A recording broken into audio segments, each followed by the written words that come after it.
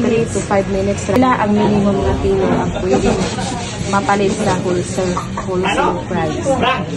Depende kung daghan. Depende daghan kay isa. Kaya lang lisod po imo sa Mga estimated na kung ano Mga 10 aw. 20 ka kilo anak.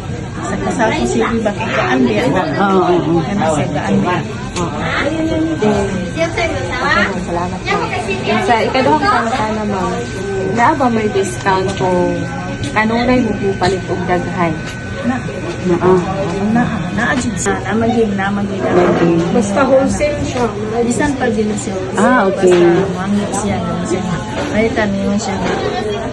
Then, ma'am, unsay pamaagi sa inyong payment term sa pinaagi sa pagbayad ninyo, ma'am? Dapat ba mo og online payment kung naay mga delivery? Depende sa customer. Depende sa customer.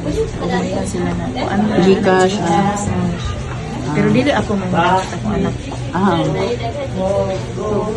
Sa kung wholesale, ma'am, naaba, gitugutan ba ninyo ang credit term? Ngayon nilala, ang utang, din mga pila ka-adlaw or semana ang nabayan. Cash to cash. Cash to cash din. Cash to cash basis. Cash to cash. Kapoy, kinagutang ka. Karon ma'am, tagpila man karon ang presyo sa inyong handle. Depende sa among pagkumpra. Na mahal-mahal dito. O mahal.